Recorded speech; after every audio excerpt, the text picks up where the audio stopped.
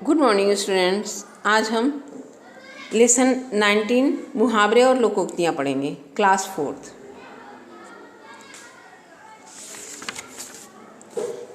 देखिए, मुहावरे क्या हैं? जो वाक्य अपने सामान्य अर्थ को छोड़कर विशेष अर्थ का बोध कराते हैं उन्हें मुहावरे कहते हैं। जैसे आंखें बिछाना, प्रेम से स्वागत करना।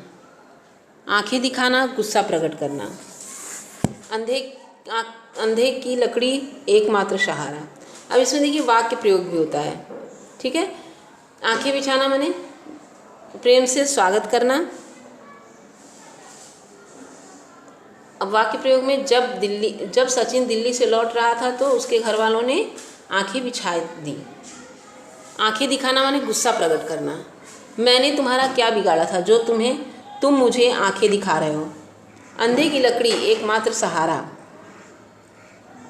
श्रवण अपने माता पिता के लिए अंधे की लकड़ी है। आग में घी डालना, क्रोध और भड़काना। आग में घी डालना मीन्स क्रोध और भड़काना, क्रोध को और भड़काना। वह हमेशा अपनी जली कटी बातों से आग में घी डालने का काम करता है। आकाश पाताल एक करना, बहुत प्रयत्न करना। अब वाक्य प्रयोग देखिए, मयंक ने इस वर्ष परीक्षा आने से पहले ही आकाश पाताल एक कर दिए। आंखों में धूल झोंकना, धोखा देना। चोर पुलिस की आंखों में धूल झोंक कर भाग गया। आँच ना आने देना, कष्ट न होने देना। माँ अपने जीते जी बच्चे पर आँच नहीं आने देती। कलेजा ठंडा होना, संतोष होना।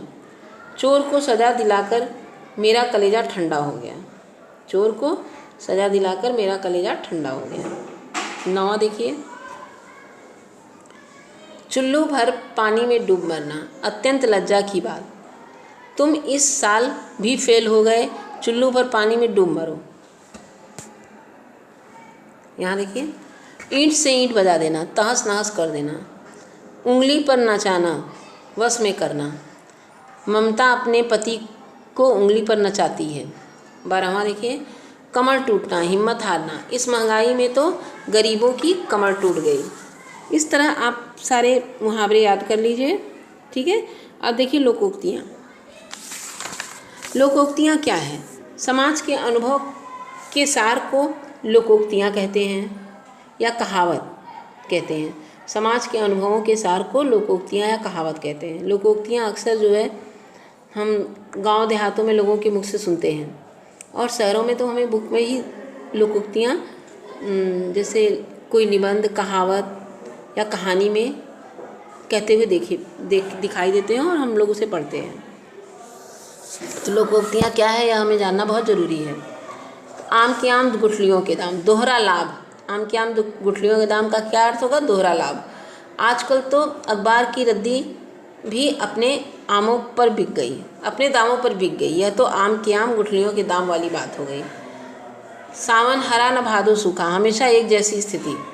गरीब के लिए क्या दिवाली तो क्या होली, उनके लिए न सावन हरा न भादो सूखा। गेहूं के साथ घुन पिसता है, दुर्जनों के साथ सज्जन भी दुख पाते हैं। रमेश कितना गंदा इंसान है, पर कुछ बदमाशों के साथ रहने से उसके घर वालों की भी तलाशी हुई। सच है, गेहूं के साथ घुन पिसा जाता है। आ बैल मुझे मार, स्वयं मुसीबत लेना। इस प्रकार वाक्य प्रयोग भी है। पुलिस वाले अशोक के पीछे पड़े और उसकी रात में भी अकेले घूमता रहा। इतनी रात को अकेले घूमता रहा, इसी से कहते हैं कि आ बैल मुझे मार। एक अनार 100 बीमार, बहुत थोड़ी लेने वाले अधिक। वस्तु थोड़ी लेने वाले अधिक। बैंक में कलर की एक जगह खाली थी, लेकिन आवेदन पत्र 100 में से अधिक आ गए। यह तो एक अनार 100 बीमार वाली बात हो गई। एक पंथ 2 कार्य, एक साथ 2 लाभ। कल मैं दफ्तर के काम से रांची गया हुआ था। वहाँ अपनी बहन से मिल भी लूँगा और अपना काम भी निपटा लूँगा। इससे कहते हैं एक पंथ 2 कार्य। इस तरह इसको पढ़ लीजिए। कागज़ की नाव चलती है, नहीं चलती। बेईमानी से कार्य पूर्ण नहीं होते। ऊंची दुकान फीका पकवान, दिखावा अधिक काम कम। तुम्हारी दुकान की बाहरी शोभा तो बहुत है, परंतु यहाँ तो सामान बनाया जाता है, वह भी घटिया स्तर का। इसे कहते हैं ऊंची दुकान फीका पकवान। यहाँ है, ये सब यहाँ तक पढ़ लीजिए। उसे पढ़ने के बाद इसे याद कर लीजिए और कहीं लिख लिख कर पढ़िए, जिससे अच्छी तरह आपको लर्न हो जाए, अर्थ इसका अच्छी तरह समझ लें। ठीक है, थैंक यू क्लास।